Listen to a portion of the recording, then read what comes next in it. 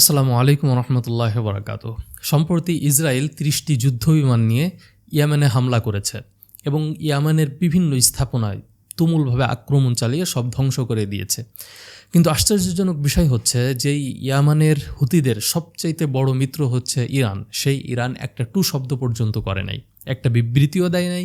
এমনকি ইরানের যেই সকল মিডিয়া আছে সেই সকল মিডিয়া পর্যন্ত তাদের নিউজ পর্যন্ত করে নাই যে ইয়ামানে আসলে কি ঘটেছে। এই যে বিশাল একটা ঘটনা ঘটে গেল, ৩০টি যুদ্ধবিমান নিয়ে হামলা চালালো, কিন্তু ইরানের মিডিয়াগুলো একটা নিউজ পর্যন্ত করে নাই।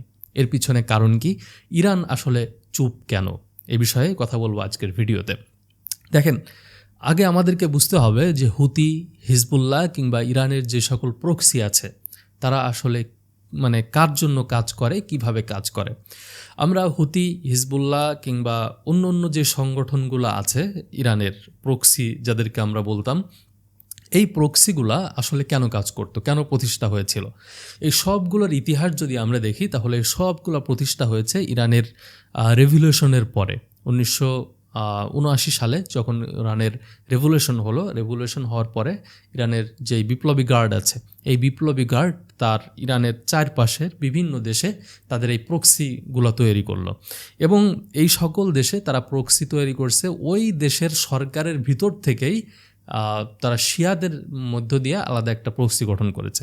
যেমন মনে করেন বাংলাদেশে অলরেডি সরকার আছে, সরকার হয়তো দুর্বল, কিন্তু সরকার অলরেডি আছে, সেনাবাহিনী আছে, কিন্তু ইরান অস্ত্রশস্ত্র দিয়ে আলাদা একটা বিচ্ছিন্নতাবাদী গ্রুপ বা জঙ্গি গোষ্ঠীকে সাহায্য দিয়ে শিয়া মতাবলম্বীদের একটা প্রক্সি গঠন করালো। তাদের উদ্দেশ্য কি? তাদের মূল উদ্দেশ্য হচ্ছে ইরানকে রক্ষা করা বা ইরানের বিপ্লবকে রক্ষা করা। চিন্তা করেন, একটা সংগঠন গঠিত হয়েছে আমাদের দেশে, কিন্তু এই সংগঠনটি নিজের দেশের জন্য কাজ করে না, এটা কাজ করে হচ্ছে অন্য আরেকটা দেশের পারপাস সার্ভ করার জন্য বা অন্য আরেকটা দেশকে রক্ষার জন্য।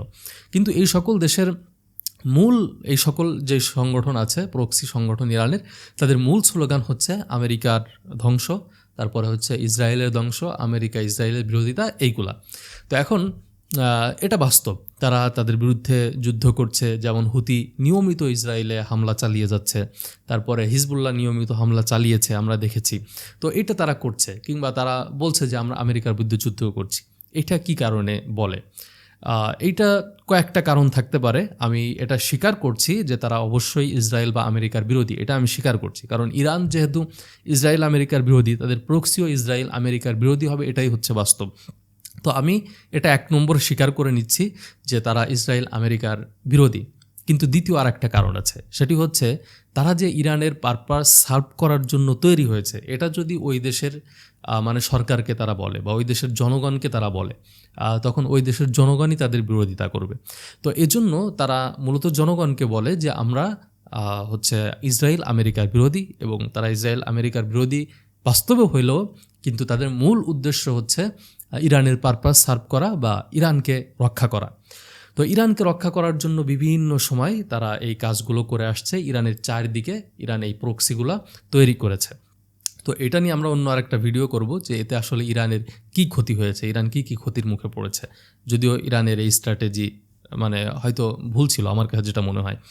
তো এইটা করার পরে এখন ইরান তাহলে কেন মুখ ফিরিয়ে নিল? তাদের এত বড় মিত্র যারা তাদের জন্য পারপাস সার্ভ করে, তাহলে ইরান কেন মুখ ফিরিয়ে নিল? সম্প্রতি আপনারা দেখেছেন যে ইরানের সাথে আমেরিকার একটি তুমুল দ্বন্দ্ব চলছে এবং আমেরিকা হামলা করবে এরকম একটা অবস্থা ইতিমধ্যে তৈরি হয়েছিল, এবং ইসরায়েল তো হামলা করার জন্য ইরানে বসে আছে।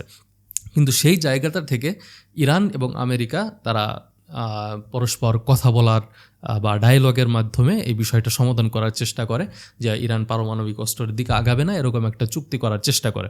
তো সেটা নিয়ে বিভিন্ন আলোচনা হয়েছে, জর্ডানে আলোচনা হয়েছে, তারপরে সম্ভবত ইতালিতে, রোমে আলোচনা হয়েছে। তো এরকম আলোচনা চলছে। এর ভিতরে এই আলোচনার সময় একটা শর্ত দিয়েছিল, আলোচনার আগেই আমেরিকা একটা শর্ত দিয়েছিল যে আমরা যুদ্ধ না করে তোমার সাথে আলোচনায় বসতে পারি, কিন্তু শর্ত হচ্ছে তুমি যাদেরকে প্রক্সি হিসেবে তৈরি করেছ তাদের থেকে তোমার সমর্থনকে ফিরিয়ে আনতে হবে। তো এই সমর্থনে ফিরিয়ে আনার শর্ত দেওয়ার কারণে পরবর্তীতে আমরা দেখেছি যে ইয়ামানে বিপ্লবী গার্ডের, ইরানের বিপ্লবী গার্ডের যে সকল গোয়েন্দারা ছিল কিংবা সামরিক যে সকল প্রধানরা ছিল তাদেরকে ইরান ফিরিয়ে এনেছে ইয়ামান থেকে। তার মানে আমেরিকা যে শর্ত দিয়েছিল সেই শর্তটা তারা বাস্তবায়ন করেছে এবং অন্য অন্য যে সকল প্রক্সিগুলো আছে তাদের থেকেও ইরান আস্তে আস্তে হাত গুটিয়ে নেওয়ার চেষ্টা করেছে। তাহলে এখন প্রশ্ন হচ্ছে, ইরান তার যারা সহযোদ্ধা ছিল তাদেরকে সামনে ঠেলে দিয়ে বিপদে ফেলে দিল কিনা এবং পিছন থেকে নিজেরা সরে গেল কিনা।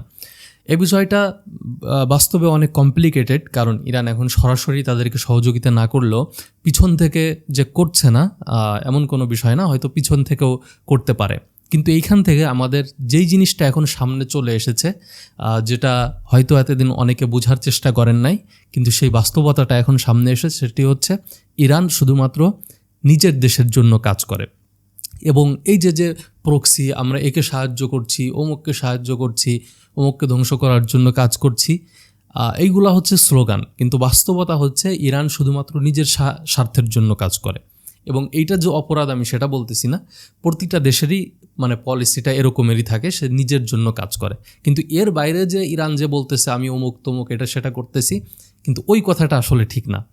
বাস্তবে সে শুধুমাত্র নিজের স্বার্থের জন্য কাজ করে, নিজেকে রক্ষার জন্য কাজ করে, এবং সে যতগুলো প্রক্সিকে সাহায্য করে সেটাও নিজেকে রক্ষার জন্য কাজ করে। আমি অনেক আগে এই চ্যানেলে একটা ভিডিও দিয়েছিলাম যে কেন হামাসকে ইরান সহযোগিতা করে। এটা যে সে ফিলিস্তিনকে রক্ষার জন্য করে তা না, বরং সে নিজেকে রক্ষার জন্য হামাসকে সহযোগিতা করে। তো সেটাও আপনারা চাইলে ওই ভিডিওটা দেখতে পারেন। তো যাই হোক, আজকের ভিডিওর মূল বার্তা এটাই ছিল, আমাদেরকে বাস্তবতা বোঝার চেষ্টা করতে হবে। তো ইরান তার বাস্তবতা অনুযায়ী কাজ করছে এবং এই বাস্তবতা থেকে আমাদেরও শিক্ষা নিতে হবে যে আসলে কে কোন উদ্দেশ্যে কাজ করে, কি নিয়ে কাজ করে। তো যাই হোক, আজকের মতো আমরা এখানেই শেষ করছি। দেখা হবে অন্য কোনো ভিডিওতে। আমাদের ভিডিওটি ভালো লাগলে লাইক করবেন, কমেন্ট করবেন এবং সাবস্ক্রাইব করে আমাদের পাশে থাকবেন। আসসালামু আলাইকুম ওয়া রাহমাতুল্লাহি ওয়া বারাকাতুহু।